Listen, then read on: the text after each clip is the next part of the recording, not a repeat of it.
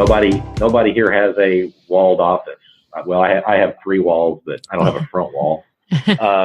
So, I don't have an open door policy. I have an open wall policy. But, so if an individual can't work in teams, they're more of a pure individual contributor, then they might not do as well here as others. Mm-hmm. So, but they're going to do great in other environments. So it's absolutely necessary to know. And then when we do bring recruits in, we go through a behavioral interviewing process to really understand who the person is. You're listening to The Pivotal Leader, where modern leaders talk about the moments that shifted their organizational cultures and pivoted their teams to success. Hey there, this is Gina Trimarco, Chief Results Officer of Pivot 10 Results, a strategy and training company that helps businesses shift from people problems to performance results. Each week on The Pivotal Leader, I feature inspirational leaders who know how to positively impact their customers, employees, and brand through culture building. But before we jump in, here's a pivotal fact. Your survive versus thrive ability hinges on your investment in your employees and your customers. If you don't provide meaningful, purposeful training and growth opportunities for your employees and results for your customers, chances are they're going to leave you and head straight for your competition. One of our guests recently said to me that there's no difference between customer acquisition and employee acquisition. What do you think? I think that you need to take the same steps to attract both. If you're looking for fresh ways to keep your stakeholders engaged, shoot me an email at gina@pivot10.com or at our website, pivot10.com. It's also pivot10results.com. Pivot10.com is shorter and we'll still bring you there. Also, something new that we're going to be doing on The Pivotal Leader, we will be doing a monthly episode where we answer your questions about culture building, specifically around attracting top talent and customers. Have questions, please go ahead and email them to me and I will answer them we will have some special guests answering each month who are in the human resource industry. Again, my email address is gina@pivot10.com. That's GINA@pivot10, the number 10.com. So in this episode of The Pivotal Leader, I spoke to Keith Walters, president of Axiometrics, a high growth provider of apartment market and student housing research and analysis. Keith has grown Axiometrics from approximately 30 employees to more than 110, largely attributable to the core strategies and corporate values he implemented. He has spent more than 25 years successfully growing businesses with an entrepreneurial focus. At Axiometrics, he is responsible for guiding the company in a rapid growth path and overseeing the daily activities that strengthen the company's vision. With his help, Axiometrics attracts the brightest talent focused on continuous quality improvement for data-driven products and services. So let's dive into this episode with Keith and learn how he handles fast growth in his organization. Hi, Keith. Thank you so much for being on the Pivotal Leader podcast today. Thank you, Gina. Looking forward to the discussion. Great. Well, I would like to first get started is really knowing more about your company and sharing that with our listeners. If you could give us kind of an overview of what the company does, with what Axiometrics does, and a little bit about what you do at the company.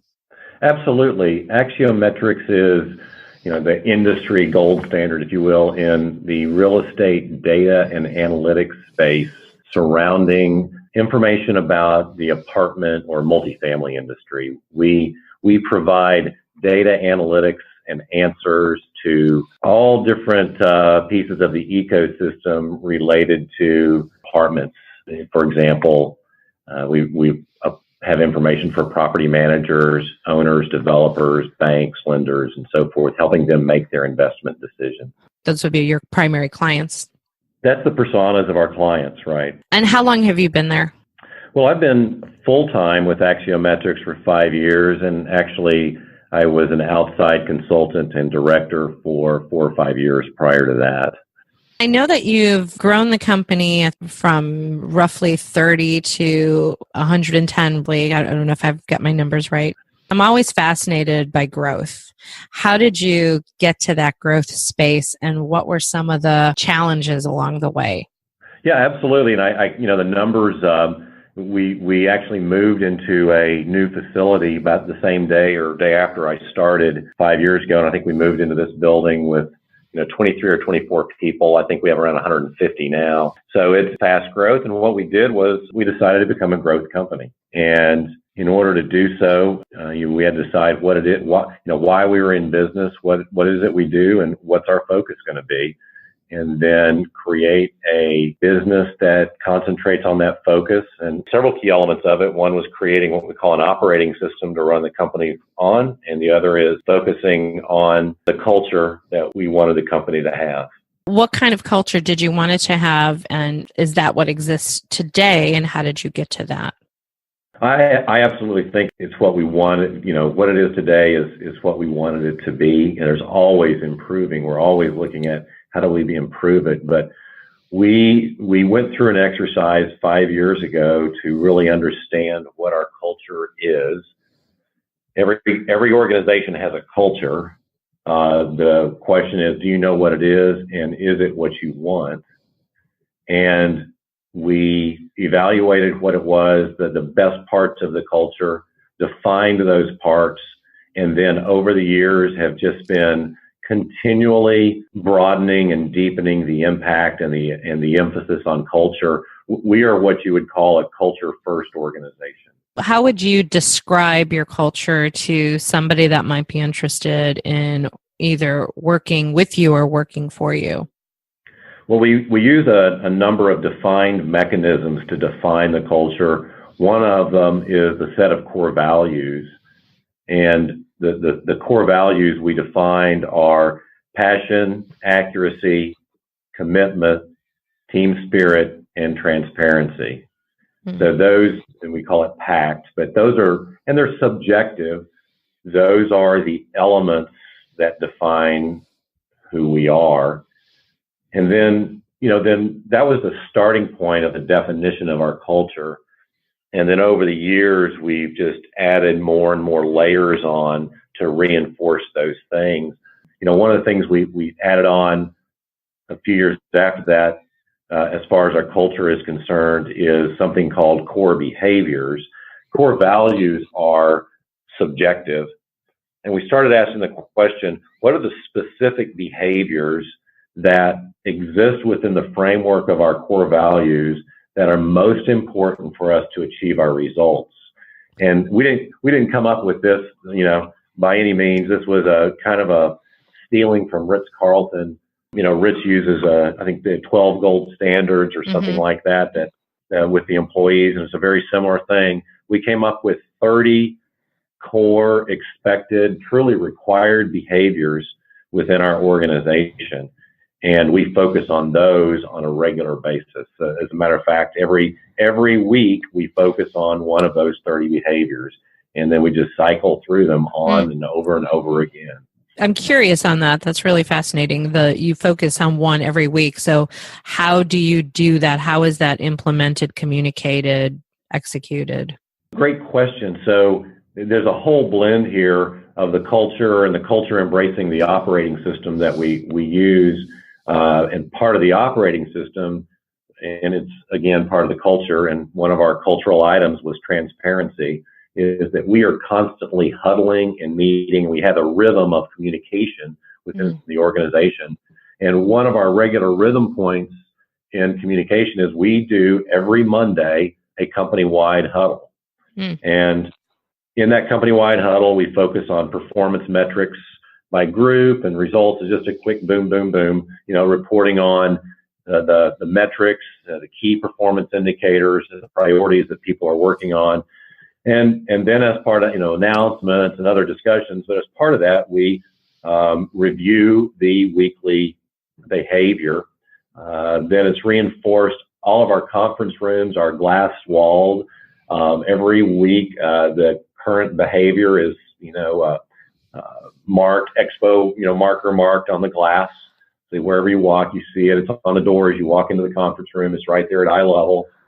And then in our meetings, we spend a minute or so during the week just talking about what the impact of that behavior is. Wow. I've never heard of something like that. I love this. Well, it's really fascinating. The other thing, we try to do is when we do have performance issues with individuals, we always try to map the performance issues or the challenges back to one or more of the behaviors. Because because this is what's expected. So are people doing what's expected? What is this week's behavior? This week's behavior, number 27, set and ask for expectations. And the behavior descriptor is situations are judged not by what happened, but by how they compare to what is expected to happen. Learn to create mutually understood expectations in every situation. So it's about, setting expectations first before you go off and do something so that everybody's operating on the same page. I love that. How did you guys come about that process of creating these core behaviors? Great question. We have our core values, and we went through an exercise to create the core values, and then started thinking about this, and looked at Ritz-Carlton, looked at a number of other companies that are doing this, and just started asking the question of my leadership team and others within the company of what are the core things that make things really work around here? What are the expectations you expect of people who you're working with, who's working for you, who you're working for? And so you come up with this big list, then you go through and you can, combine and condense. Right.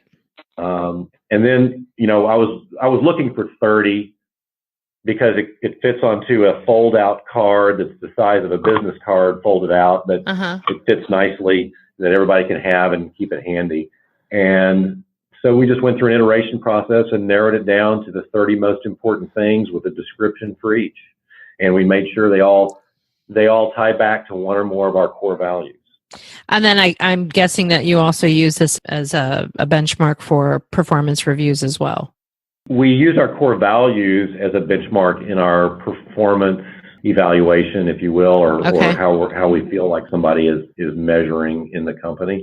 That's more about, so the core values are used more of, is a fit, if you will, and the behaviors are used as we're looking at situations, expectations, and so forth. So when you go through that recruiting process, hiring process, your team who's in charge of that, how do they take these core values and core behaviors and implement them in their recruiting process? Or do they? Well, I think they do. It's very important to us because we actually hire for culture first and, if you will, particular skills second. So, first off, there is some self-selection. So if an individual is looking at Axiometrics as a place to work, they'll start to see stuff about our culture. We've been in the past a top 100 place to work multiple times in Dallas. We have been recognized for who we are. We put our culture kind of out there. The core behaviors that I mentioned, those are shared with potential recruits. And, one of my favorites is our first core behavior, our first required behavior is engage in the culture. And what it reads is Axiometrics core values, expectations, culture, and activities are who we are. Be on board with it. If not, reconsider if you belong here. So, that's, we want to make sure that this is who we are. So make sure you know what you're signing up for. I think it's really important to be constantly communicating that. I think that helps with not just the recruiting, but the retention. It absolutely does. And it makes sure that everybody is on board with it. Either the one thing I would hate is for somebody to be here who doesn't fit our culture. That doesn't mean they're a bad person at all. Right. That doesn't mean that they're not a very valuable person. It just may not fit here.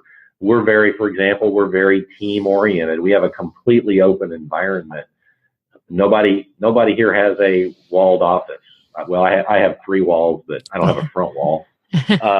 So, I don't have an open door policy. I have an open wall policy. But, so if an individual can't work in teams, they're more of a pure individual contributor, then they might not do as well here as others.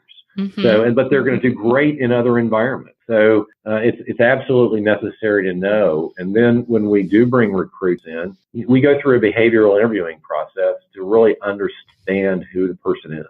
So going back a little bit into this fast growth piece, how do you define fast growth, and in what time period did you go from 20 some employees to 150, and how did that happen?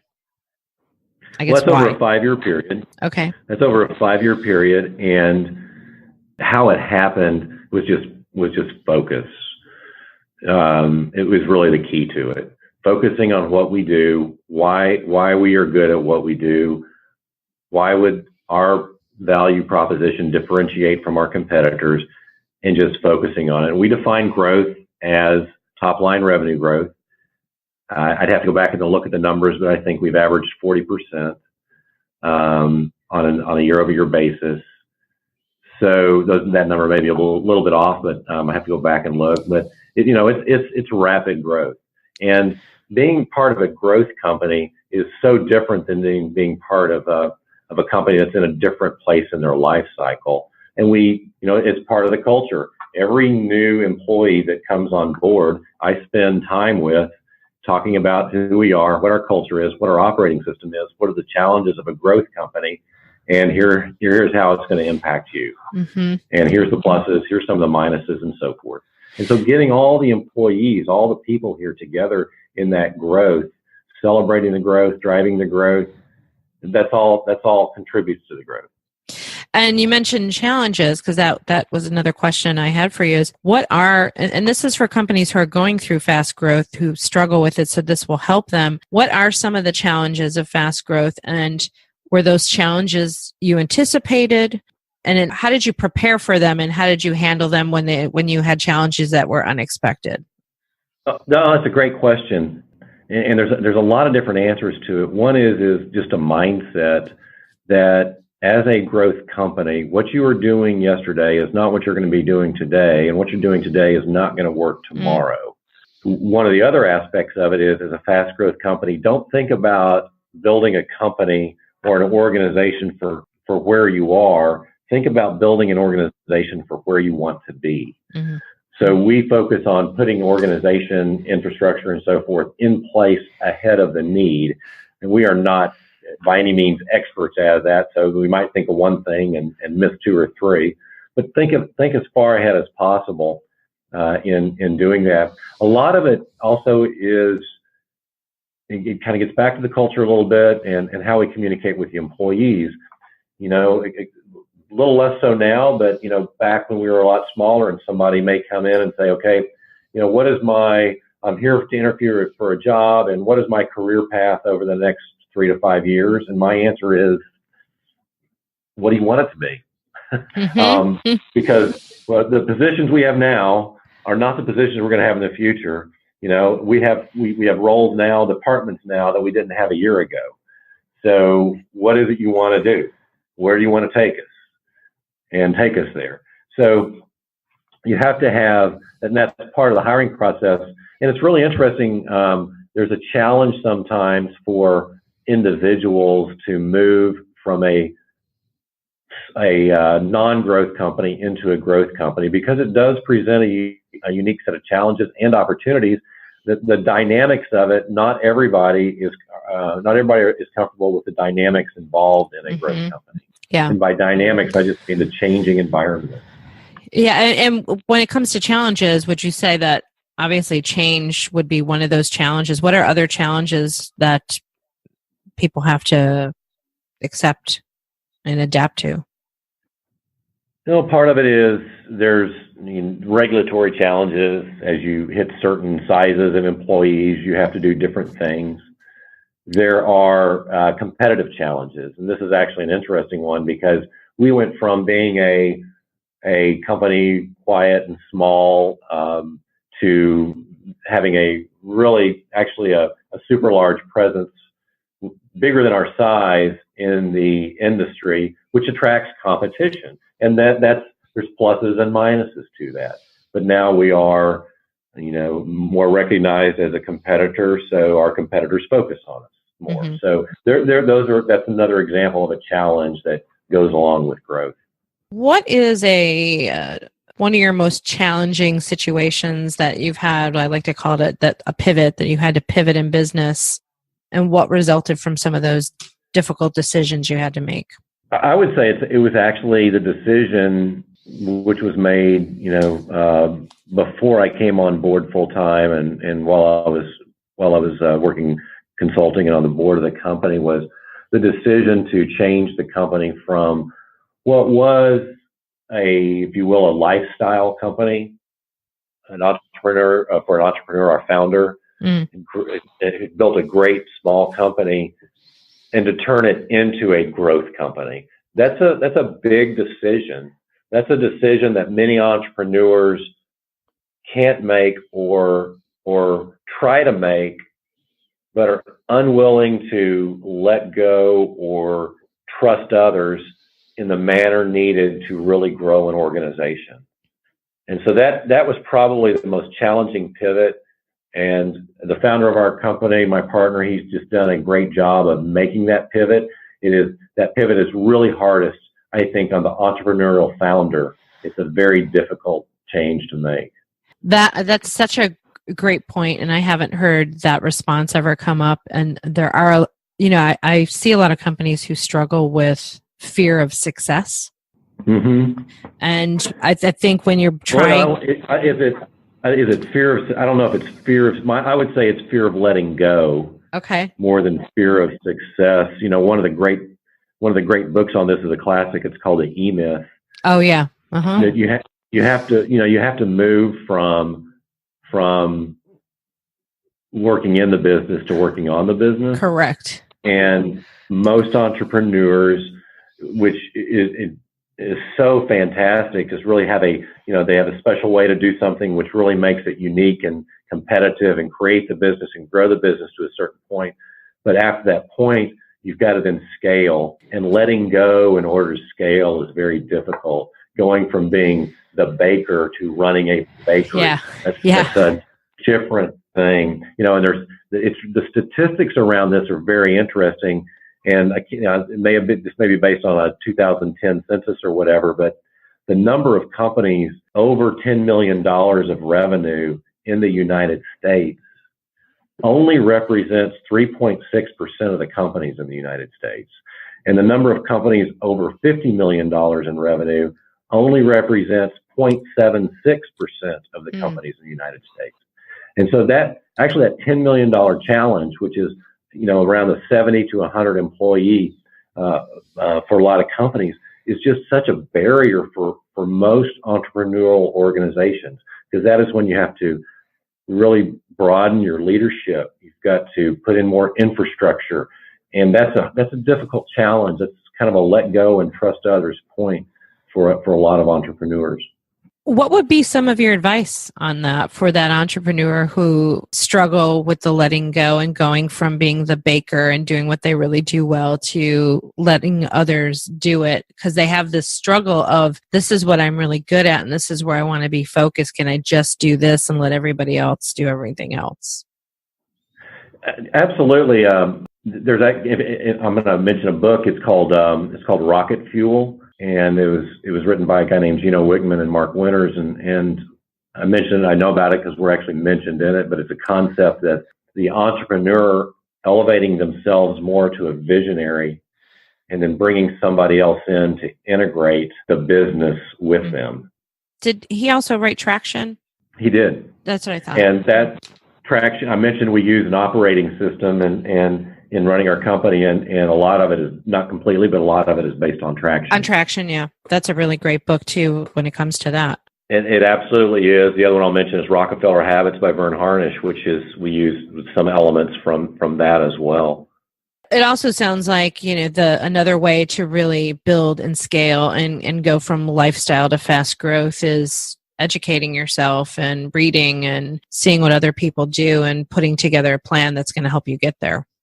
It absolutely is. I have stacks and stacks of books on my desk, and I kind of force everybody else to read them as well. I've got favorite authors. There's required reading for our leadership team, and Ron, our founder, is a voracious reader and consumes these, and we all learn from them. So I think the willingness to learn from others. Then we're involved. A number of us here are involved in various C-level groups, if you will, where we can learn from and help others, grow. Because if you're in a group, for example, I'm in a group of 14 other CEOs, and be able to learn from each other is just so powerful. What are some of those other groups that leaders could get involved in? Mm-hmm. Well, the formal ones, we're involved with a group called Vistage, and so we've got a number of people here who are members of Vistage groups, which is a CEO group, and it's kind of like a YPO, which is another very good organization. Yeah. Then there's I've actually just over the years built up small groups informally of people, and as a matter of fact, I had breakfast with a group this morning. We meet once a month. It's just informal, and just a group of folks that get together, 8 or 9 of us on a monthly basis for breakfast and just talk about the business and other things. And then, I look at who my advisors are, and outside of those groups, there's a number of them, but it's really just a matter of getting out and talking to a lot of people. I'm intrigued by business, so I tend to get out and meet with a lot of different people just to talk about their business, and through that process, just run into some fantastic people who share the same interests, and we can go back and forth when needs come up. That's great. I think that's so important to have those different types of groups to talk to and to share with. I think it really is too, and it's especially to get input, conversation, thought processes, and so forth from outside the organization as well as inside the organization. So you don't just become closed-minded. And that's actually one of the challenges as you grow, is that the size of your organization becomes larger and larger and larger, and it's just naturally more inclination to stay within that group as opposed to continually to get out. Yeah. It's obviously the reason for an external board of a company, but broadening it even more than that, getting other perspectives, whether you agree or not, on what's going on. And I like getting other perspectives from other industries because, you kind of hit on this. When you get stuck in that one group, even if it's just internally, I want to see how other industries think, and then how can I adapt that to our industry? That's absolutely the case. That's one of the powers, for example, in the Vistage group, is know people in the same industry in the same group. That you really get a broad perspective. And I think there's value in getting a group of people who are in different industries. There's also value in getting non-competitive companies together that are in the same industry.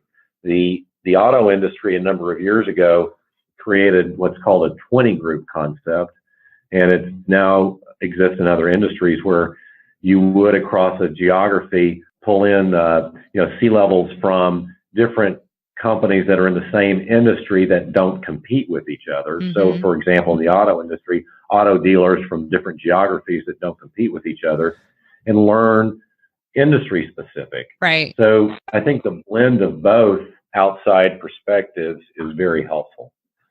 If there was one thing that you really wanted to conquer, work on, or accomplish right now within your business or within your industry, what would one of those things be? That's a really good question. Within our organization, our biggest business challenge is just finding talented people. And to be able to have such a presence where we had a line outside the door just hammering their way to get in. and creating this place of business, this place to work where it is just the most desired place to be. And not only that, everybody knows that. So there's a line forming outside the door to come in. This comes up with almost every executive I talk to, and every client we work with is finding the best talent. Why do you think that's such a challenge today? I think, one is because there's a demand for it. There's a demand for innovation. There is a demand for growth. And so therefore there's a demand for talent. And I think organizations are more and more understanding that talent and engagement of talent is so critical and more important than just bodies. That a really talented and engaged person can just bring so much more to an organization. Mm-hmm. So I think a lot of companies recognize that, and so therefore there is just this overall demand for it. Yeah, it's the $1 million question I'm trying to help people solve. Yeah, it's very interesting. I'm trying to think of the company. Oh man, they're based in Austin, the Container Store, which a number of years did a study, and I'm not sure, how scientific it was or whatever, but, they said that they can do more with, they can pay X amount of more for the best talented person. Maybe they pay twice as much and get 10 times the results, right? Right. So I think that's what folks are looking for. So the other side of that equation is the drive toward more productivity. It drives that as well. Mm-hmm. When I relocated to Myrtle Beach, South Carolina, I relocated for a job, and I was the general manager of an IMAX theater, and I'd turned one around very successfully in Chicago. Mm-hmm. And I got to Myrtle Beach, which was a completely different market geographically, and I thought, how hard could this be? I'm a change agent. I can make this happen. And I found that it was just a completely different environment. And there was a challenge because the competition was so steep, because we are in a tourism industry that everybody is fighting to make the top dollar, and they would quit to seriously make 25 cents more an hour. Right. But I think that employees engage less on money than they do on a lot of other things. I agree. And it's not having the pool table. It's not about, we're having fun all the time. Yeah. And, I oftentimes use the examples that the Navy SEAL teams are highly engaged. Well, they don't get paid that well. Their job's not that fun. But they're very devoted to their job. They're very engaged in their job. And so it's more around the spirit of the organization. Right. That's what I tried to do to attract the best talent. And we paid a little bit more to get their attention. This is especially on the hourly employee level. Right. We paid a little bit more to stand out from the competition. And then once we had them. Which is a great idea. Yeah. Mm-hmm. Then once we had them, right, then we can get them into the culture and see what we have that was better than where they were, to ensure that they weren't going to leave. So we brought them in Absolutely. With a little more money, and then found ways to retain them. So, I was just thinking, I was reflecting on that when you were talking about the Container Store along that line. Right. And that's why, I'd love to get to the point where the culture gets the attention. So, yeah. So I love people making good money, that taking the focus away from it, where the culture is the attraction. In a turnaround situation, it's very difficult to do that. Yeah. I came in and had to relaunch a business that was sold and put under new management, and it was right. It was the challenge, but we did it. We're at the end. Can you believe it? Oh, wow. Yeah, that was fast. Yeah, it goes by really fast. We're at the end. So there's the one more question that I always ask everybody at the end of the interview, which is a little silly question, but I have a feeling you'll be good at this one. It's the animal question we ask everybody about, because we look at animals and they're survivors, and they're avoiding extinction, and they hunt and they gather and they do whatever it takes to survive in the animal kingdom. So what kind of business animal is Keith, and why? This is such a hard question. My first instinct is to say an eagle. Go with your first instinct.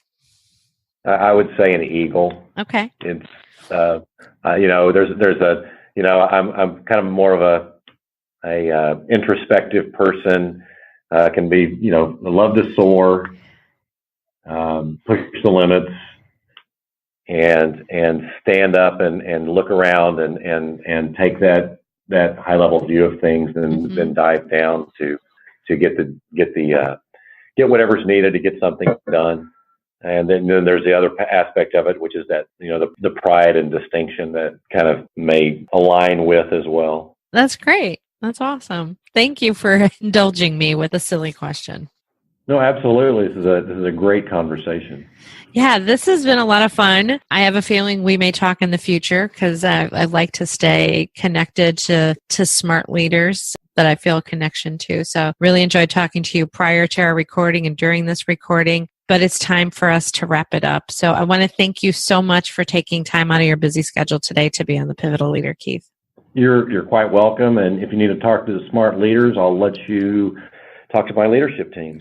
Oh, that would be awesome. Because you're not talking to the smart one. You're not talking to the smart one. About surrounding yourself with people better than you. Hey, that's what makes a smart leader is surrounding yourself with people smarter than you. I 100% agree with that. I like the smarter people I have around me, the better. So that's awesome. Absolutely. Okay, well, we are going to wrap it up. So thank you, everybody, for listening to the Pivotal Leader today. Once again, thanks to Keith.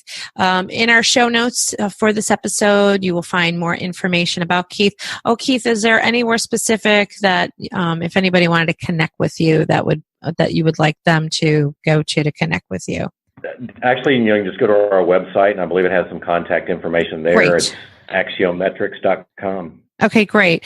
So we'll put all of that in the show notes if you want to reach out and learn more about Keith and his company and the leaders who are smarter than him there. So we're wrapping it up. Thank you so much. The Pivotal Leader is a production of Pivot 10 Results, a strategy and training company that helps businesses shift from people problems to performance results. Remember, you can find our podcast on iTunes, and if you're an iTunes subscriber, please leave a rating and review. And if you're not a subscriber, please become one. Don't forget to email me your questions about employee engagement and customer acquisition at gina@pivot10.com. We will be answering them in our upcoming episodes. And until next time, if you're feeling stuck in your business, it's probably time to pivot. You've been listening to The Pivotal Leader.